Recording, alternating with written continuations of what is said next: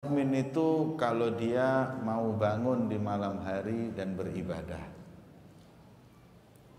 Kemuliaan bukan dengan harta dan jabatan, tapi dengan takwa, dengan ibadah, dengan amal soleh. Dan paling afdolnya amal soleh itu sholat. Dan paling afdolnya sholat sunnah adalah qiyamul lail, bangun malam. Kalau kita mau mulia, maka kita jangan tinggalin bangun malam. Wa izzuhu, dan kebanggaannya apabila dia tidak butuh dengan orang. Istighna'uhu 'anil nas, enggak butuh orang. Zuhud dari apa yang ada di tangan orang atau kepemilikan orang. Enggak ada dalam hatinya keinginan untuk meraih harta orang. Nggak ada dalam hatinya ingin kecipratan uang orang, nggak ada. Istighna, ya. Istighna itu artinya nggak butuh, yaitu dengan kita mentalak manusia ini, kita talak dalam segi kebutuhan.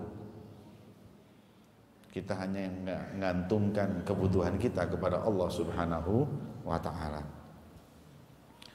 Wa qala alaihi salatu wassalam, man qama bi 10 ayat lam yuktab minal ghafilin. Barang siapa yang di malam hari bangun, dan walaupun bangunnya itu durasinya 10 ayat.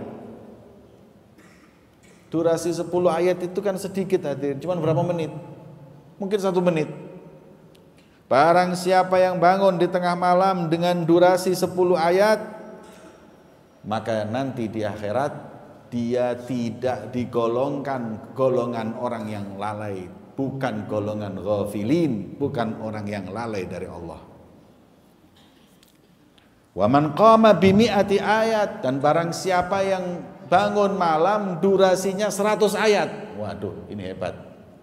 Berarti mungkin hampir sejam, ya, atau setengah jam mungkin.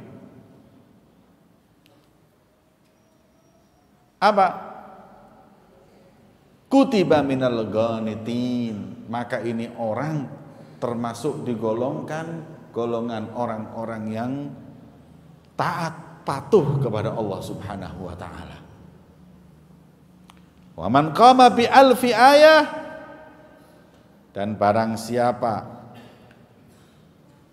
yang bangun malam dengan durasi 1000 ayat, ini jam-jaman sudah, maka termasuk dengan sebutan minal muqantirin.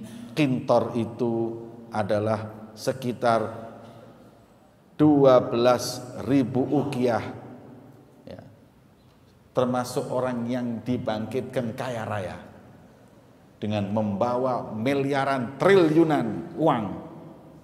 Qintor itu artinya di sini membawa perhiasan permata yang harganya mahal.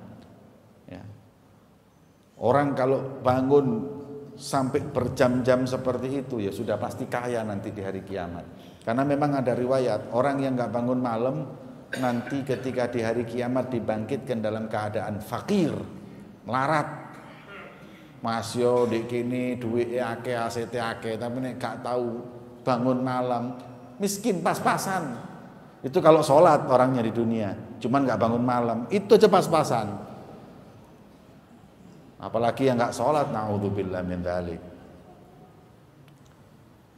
Maka disunnahkan kita bangun malam walaupun sebentar. Kadang ada orang yang memang berat bangun malam, berat sekali. Kata ulama, kalau kita nggak biasa bangun malam, cobalah walaupun dengan bangun baca Fatihah tidur lagi. Bangun baca surat Fatihah tidur lagi. Kalau sudah kita istiqomah seminggu aja enak. Mulai wudhu 3 rakaat.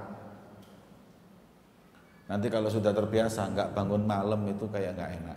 Saya punya teman itu kalau pagi subuh itu kalau nggak bangun malam nangis, kayak orang habis maksiat gitu. Padahal cuma ketinggalan bangun malam, bukan ketinggalan sholat subuh. Nek kula kali sampean lak gak subuh ilang mesa-mesem wae tangi.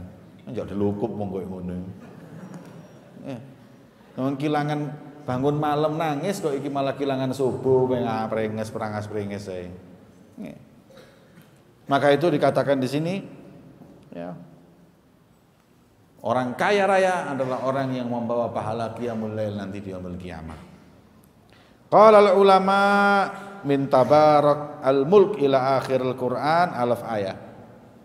Ulama berkata yang dimaksud hadisnya Nabi barang siapa yang bangun malam 1000 ayat maka akan ditulis seorang muqantirin 1000 ayat ini sudah ditulis sudah apa? Dari surat Tabarak. Tabarak itu juz berapa?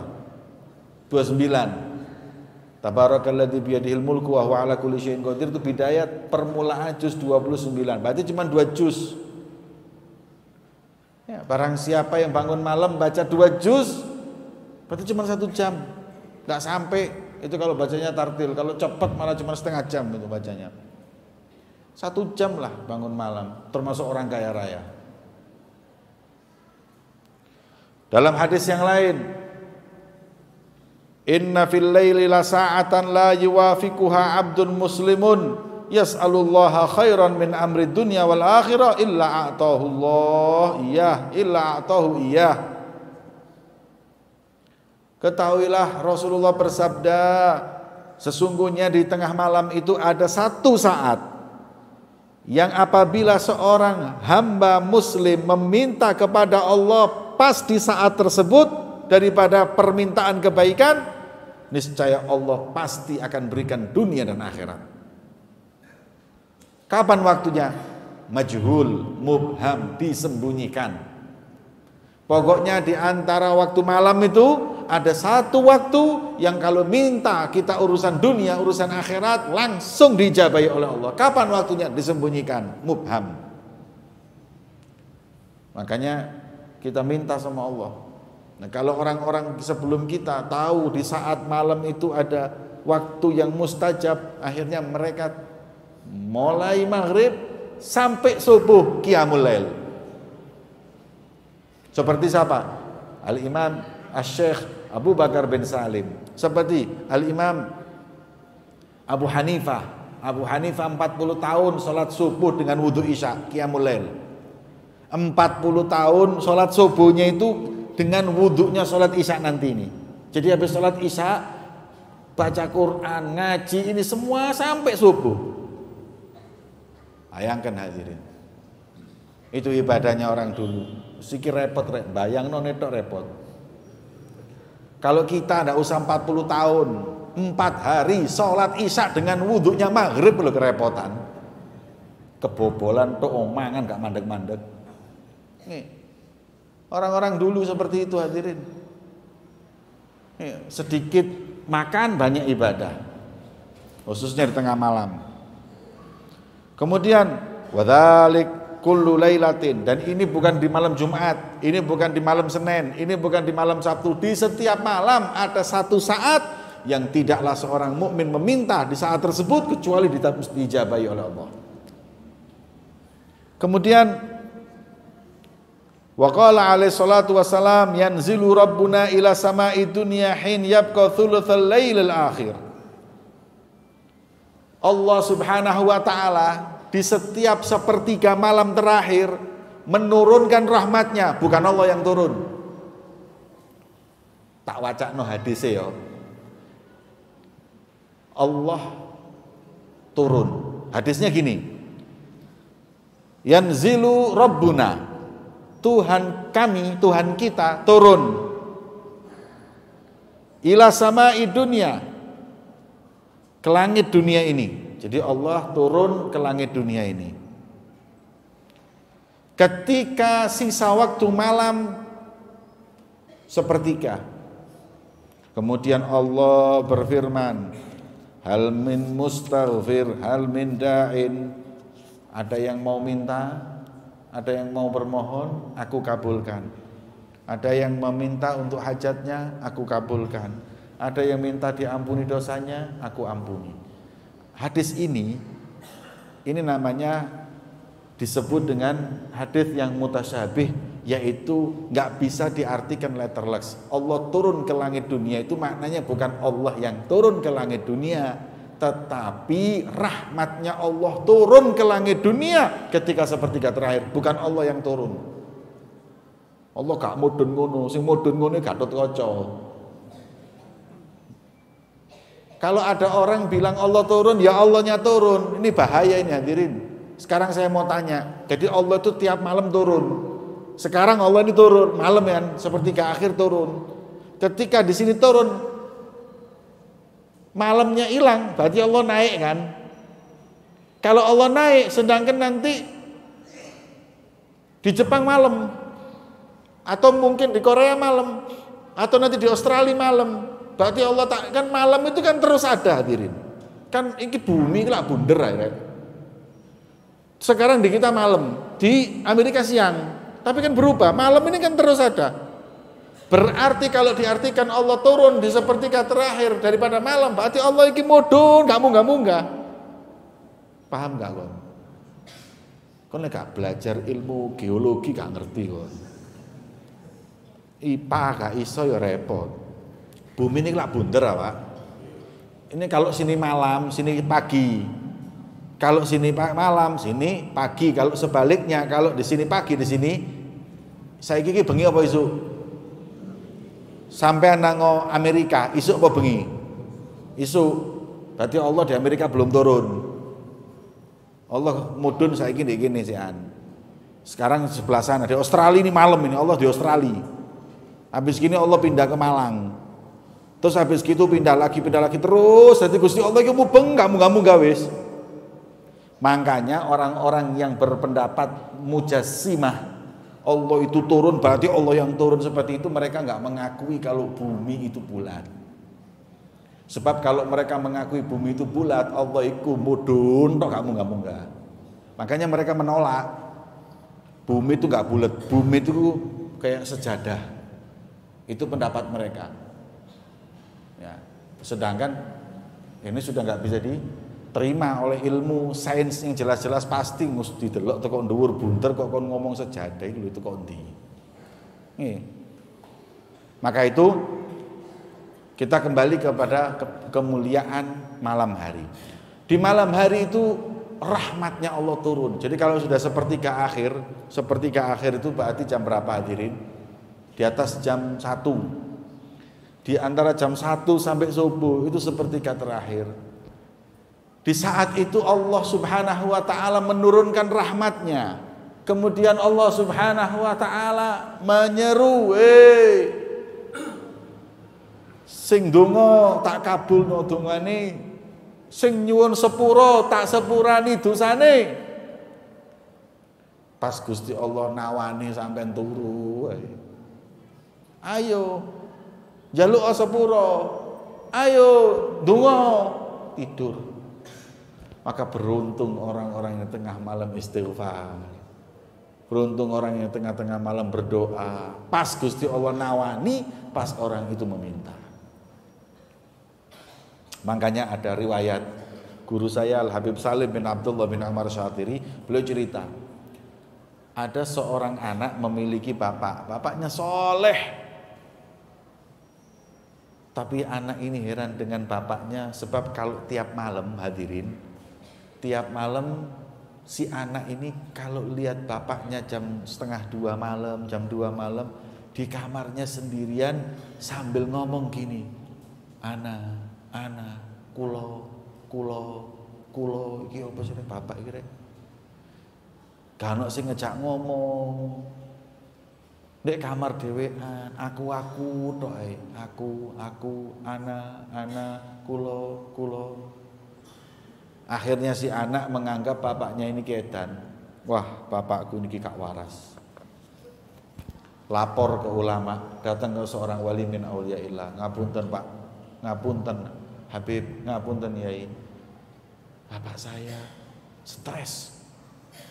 Setiap malam di kamarnya saya dengerin ngomong aku. Apa bapakku iki wis sedan? Coba diruqyah apa? Kata orang alim tersebut, kata Kiai Habib Syekh tersebut berkata, wahai sang anak, sing edan duduk bapakmu, kon sing edan. Hah? Kenapa? Bapakmu itu disingkapkan hijab, dibukakan hijabnya oleh Allah. Hingga ketika dia berkata, aku ya Allah, itu dia dengar Allah subhanahu wa ta'ala berseru kepada hatinya, hal min da'in astajibalah. Aku, siapa yang meminta, aku ijabahi. Aku, siapa yang mau memohon, aku kabulkan hajatnya. Aku ya Rabb. Siapa yang meminta ampunanku, aku ampuni. Aku ya Allah. Jadi ketika dia menjawab aku itu kayak mendengar, ayo mana yang ini, aku ya Allah, aku ya Allah. Dia itu orang yang disingkapkan hijab oleh Allah. Kon gak kerungu, tapi ayahmu diperdengarkan oleh Allah. Nah, itu makanya di tengah malam itu ada seruan dari Allah. Dan memang gak bangun malam kecuali orang yang dikasihi dan dicintai oleh Allah. Hanya kekasih-kekasih Allah yang bangun malam itu hadirin, yang untuk ibadah, yang untuk bermunajat. Nek tangi wengi ge ndelok bal-balan Arsenal ambek Liverpool itu yo siji maneh riwayate. Kita ini kadang-kadang bangun malam untuk urusan dunia yang enggak manfaat. Demi bal-balan bengi ku tangi nggih alarm, tapi demi ibadah enggak. Maka itu di sini disebutkan keutamaan tengah malam ibadah kepada Allah Subhanahu wa taala. Fata'ammal rahimakallah hadzal hadits walladzi qablahu wa aktsirin nadhar fihi ma la'allahu yansyarih suduruka li qiyamil lail wa yakmul nasyatuk wa tasduq raghbatuka fihi wa yantafi ankal kasal wal ghafla wal iktsar minan naum alladzi fihi dhahabu barakatil umur wa dhaya'il waqt. Ayo renungkan wahai saudaraku. Setelah kita sama-sama mendengar dari kemarin sampai sekarang keutamaan bangun malam, maka ayo kita upayakan diri kita perangi hawa nafsu kita untuk memulai bangun malam.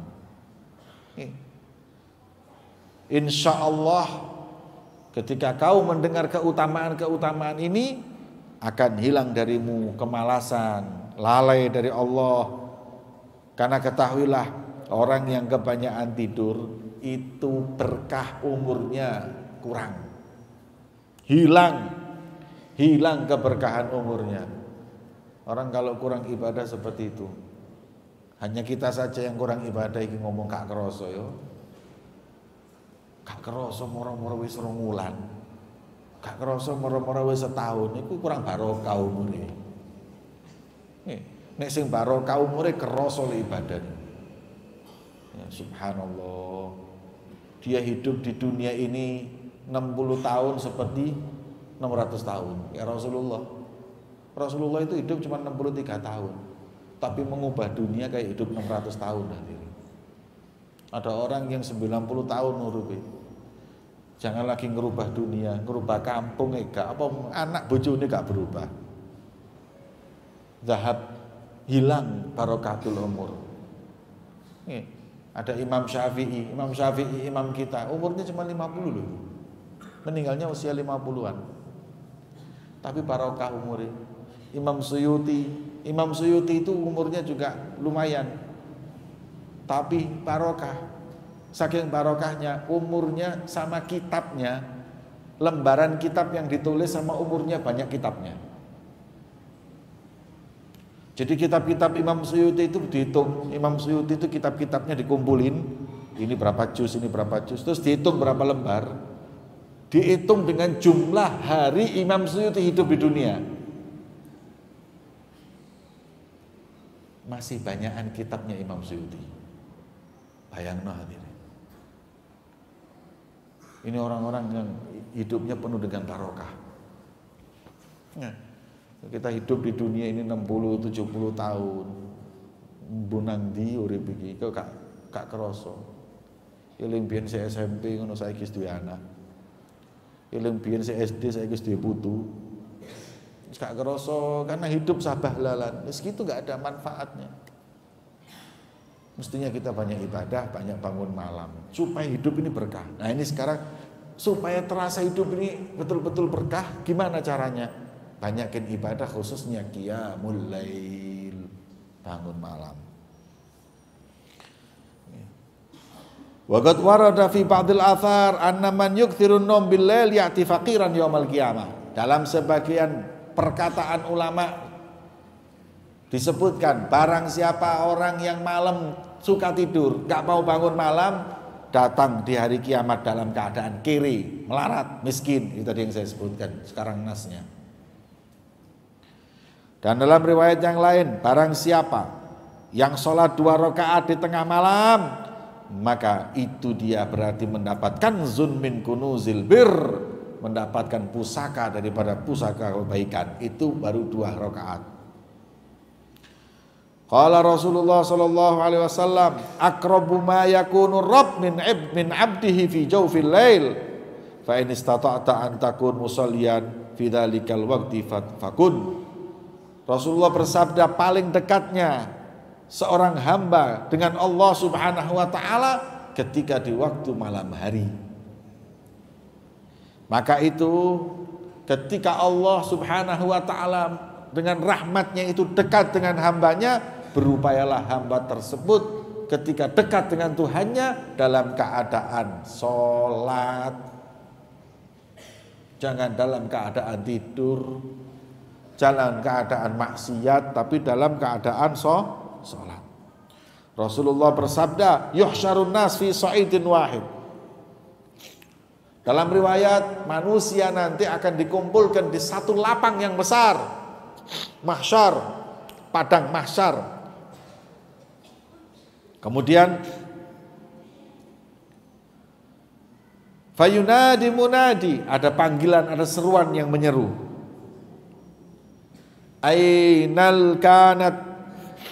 Ainal ladzina kanat tatajafa junubuhum 'anil madaji'. Mana orang-orang yang dulu di dunia bangun malam?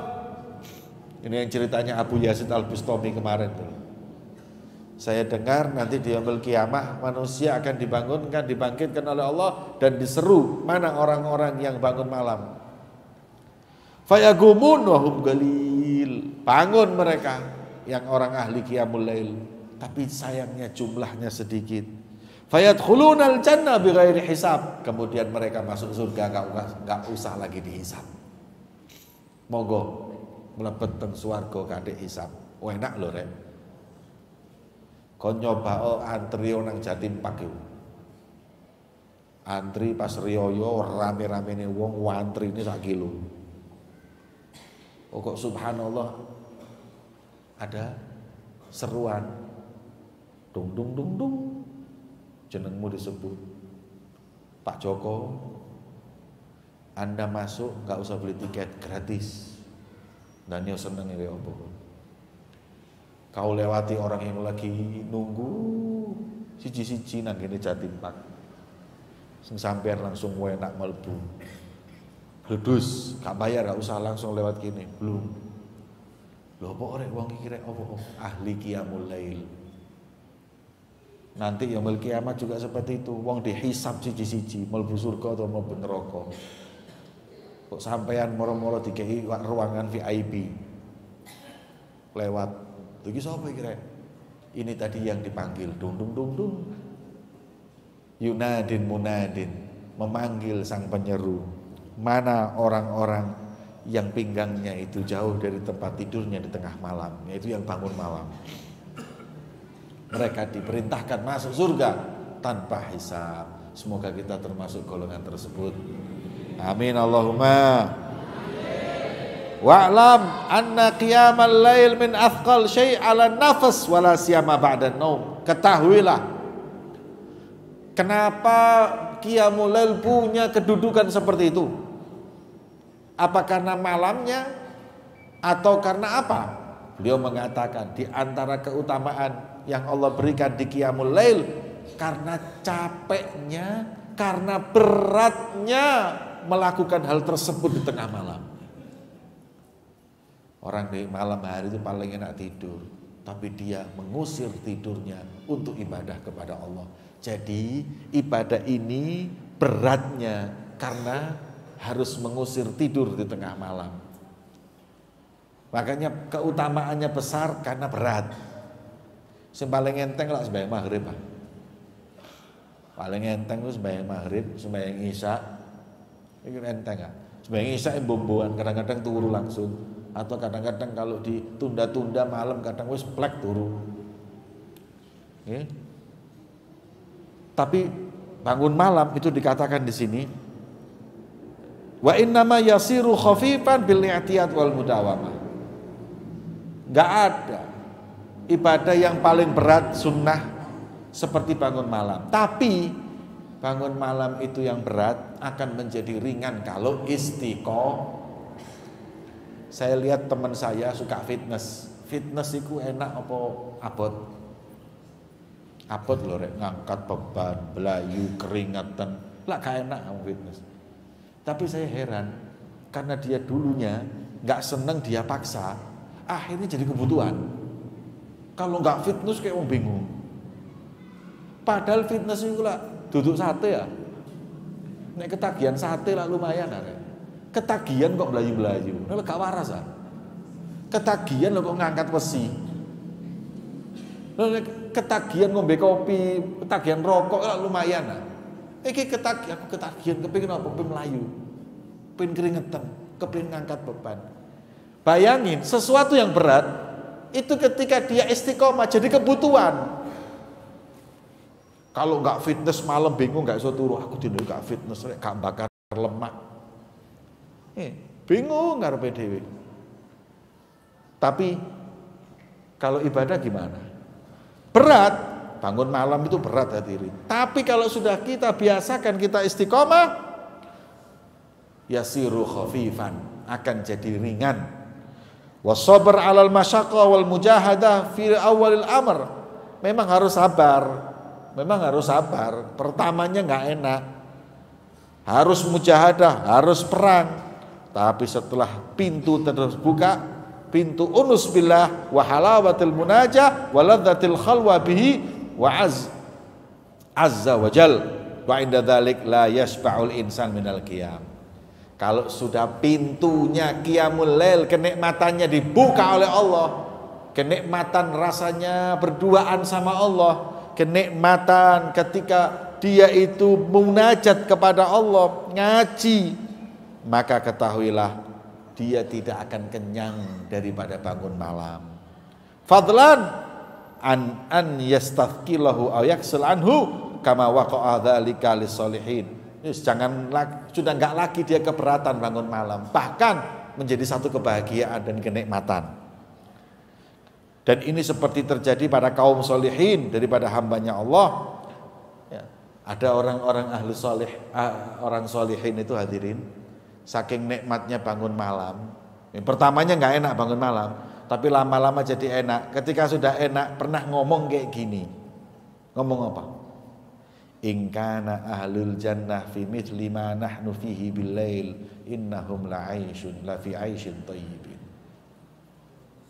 Saking nikmatnya bangun malam ibadah, keluar omongan dari lisannya gini.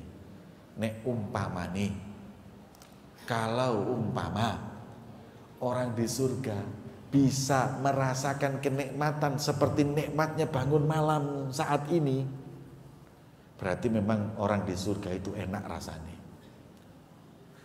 Bayangkan. Jadi sudah perasaan nikmatnya qiyamul lail itu sampai mengatakan nek di surga koyo dek kini kenake. Ini kan berarti karena dia sudah menikmati lezatnya munajat kepada Allah. Seperti di surga.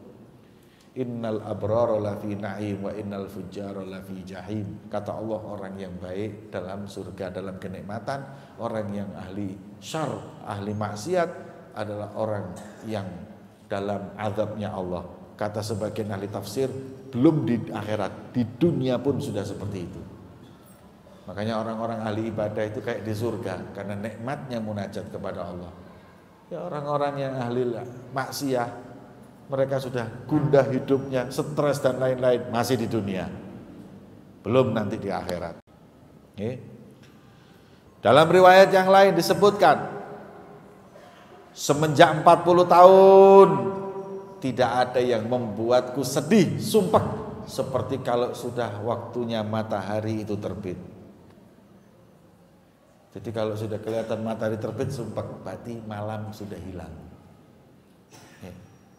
Gelo, ya Allah mani kok subuh. Kepingine niki bengi niku bangun malam itu kalau perlu 12 jam, jangan 3 jam, 4 jam, 12 jam kalau perlu. Saking nikmatnya bangun malam. Ya. Sampai ada syair sufi itu. Ketika dia bangun malam ibadah sama Allah, dia berkata, ya lailitul, ya syaukidum, wahai malam panjanglah kau, jangan pendek-pendek malam.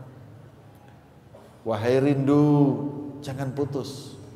Karena nikmatnya dunia ini ketika kita meluapkan kerinduan kepada Allah di tengah malam. Nah kita sih durung iso ngrasakno iki. Makanya ini kayak abstrak. Ya apa sih maksudnya kabeh iki? Malam kok kayak ngono. Apa sih Pak? Ya, cobalah bangun malam dulu nanti baru menikmati. Qala al-akhar ahlul lail fi lailihim alaf min ahlil lahwi fi ahwin. Kon tak kandhani.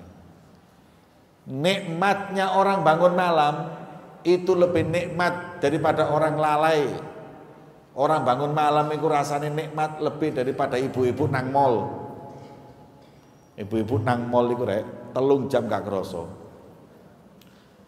Bangun malam itu nikmatnya lebih nikmat dari nonton bioskop. Anak-anak ini nonton bioskop 2 jam gak kerasa moro-moro metu. Cepet derek film mirek. Ya. Kan nikmat. Kata ulama, para orang-orang ahli qiyamul lail menikmati malam lebih daripada orang-orang lalai ketika menikmati lalainya dari Allah. Saya kasih riwayat sebagai penutup. Al-Imam Umar bin Abdurrahman Al-Attas. Habib Umar bin Abdurrahman Al-Attas ini yang ngarang kitab Ratibul Attas, gurunya Imam Haddad Sohibul Ratib. Ini gurunya beliau ini.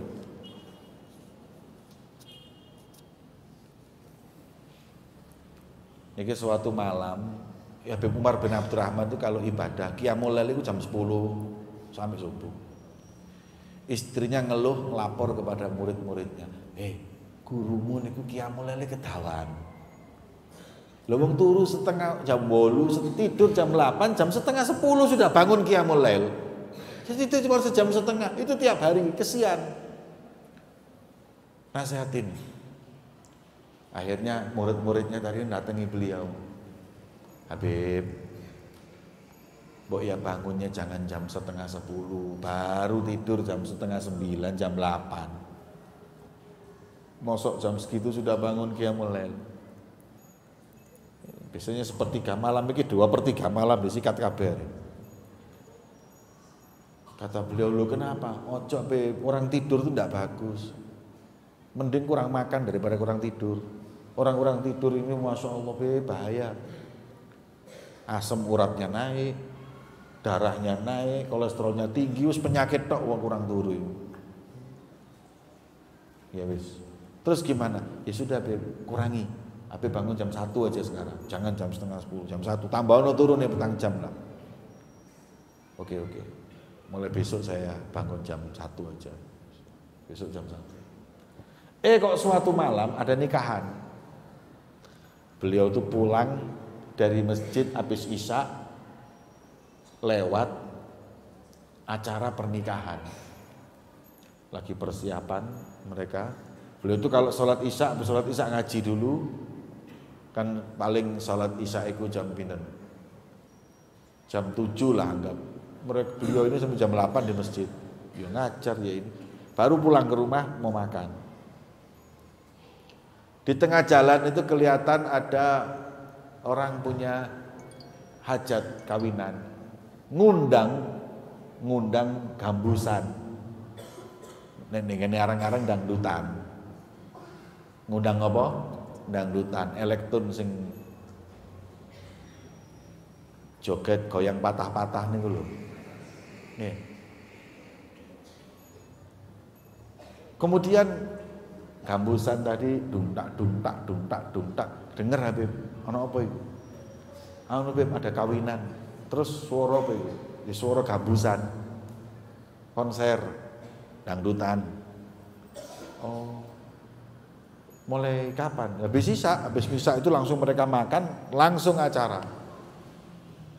Sampai jam berapa? Ya minimal jam 1 malam, Beb. Minimal mereka itu gambusan, dangdutan itu minimal jam 1 malam.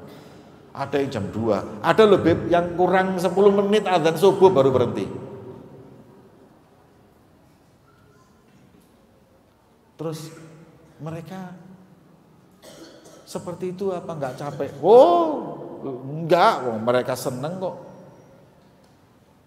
Terus mereka sambil tiduran apa duduk? Loh, mereka itu kalau sudah acara gitu konser ngadeg, kan sing lungguh. Mulai awal hadir sampai selesai, beliau enggak duduk sama mereka, enggak duduk sama sekali. Loh, kok bisa? Yo, Beb. Orang kalau sudah seneng lain, Beb. Kemudian beliau sampai di rumah, panggil murid-muridnya. Tak kandhani. Haula wong sing tak lewati niku mau, haula farihu bid dunya wa lam yat'abu. Mereka bahagia dengan dunia dan mereka enggak merasa capek. Fa kaifa ana at'ab wa ana afrah bi rabbi. Dan ketika saya bahagia dengan Allah, saya capek. Orang lalai dari Allah bisa berjam-jam. Saya ingat kepada Allah, nggak bisa berjam-jam. Koniki apa sih? Saya malu. Orang bisa berjam-jam untuk urusan dunia, berjam-jam lalai dari Allah. Saya nggak bisa berjam-jam ibadah kepada Allah. Wahai murid-muridku, kemarin kamu tak turuti. Ketika mengatakan kurangi bangun malam, maaf, setelah ini aku nggak turuti kalian lagi. Saya mau bangun malam 9:30 lagi. Saya malu sama Allah, kalah dengan orang-orang lalai, kalah dengan orang-orang nggak kenal Allah. Bisa berjam-jam mereka berdiri untuk ibadah kepada Allah. Saya nggak bisa melakukan itu. Masya Allah, hebat. Itulah orang ahli ibadah. Nah kita bagaimana hadirin? Ya, kalau kita sampai sekarang umur sudah berapa nggak merasakan nikmatnya bangun malam, terus kapan hadirin? Eman Beb, waktu tidur sedikit, tuh kon sabar, urip di dunia itu jauh turu kakek. Mari ini mlebu kuburan turu tok katangi kon. Maksudnya kayak alarm nggak kerungu. Nih, kita hidup di dunia bukan untuk tidur. Tidur itu hanya ngecas untuk ibadah. Ngono lho Rek. Perpikirnya tidur ini apa? Tidur ini charger. Kita ini hidup untuk ibadah, kemudian tidur ini casnya untuk ibadah. Hidup ini bukan untuk makan, makan ini charger untuk ibadah. Lakin idza nawa bi aklihi kuwa li taatillahi lagu makut nawa. Anda harus keyakinan, delok jenenge kambing, delok ayam, iki ayam, kambing, sapi diciptakan oleh Allah untuk kita makan, kita untuk ibadah kepada Allah. Itu. Jadi tidur ini bukan satu kebutuhan yang harus, tidur ini charger. Makanya ketika kita tidur untuk bangun malam, tidur untuk ibadah, tidurnya kita ibadah. Kita oleh Allah diberikan semua fasilitas.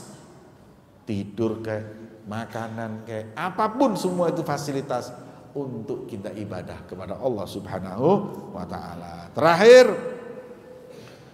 qala akhar la'allahu Imam Syafi'i, mungkin ini Imam Syafi'i. Laula qiyamul lail wa mulaqatul ikhwan fillah ma ahbabtul baqa fi hadhihi dunya. Wis terus terang ae rek yo. Aku iki gak kerasan mbek donya, ruwet tok donya iki. Cuman kalau bukan karena dua hal ini, aku wis gak betah maneh urip mbek donya. Apa? Kalau bukan karena nikmatnya bangun malam dan berjumpa dengan para aulia wassalihin, Demi Allah, saya nggak kepingin lagi hidup di dunia. Jadi koyok dunia iki sing paling nikmat niki pas bangun malam dan ketemu orang soleh. Seperti itu. Ini orang-orang yang betul-betul mengerti hakikat kehidupan. Mugi-mugi ngira kula kali sampean diparingi Gusti Allah kenikmatan nikmatnya ibadat dan dekat dengan orang-orang yang diridhoi oleh Allah. Amin. Ya Rabbal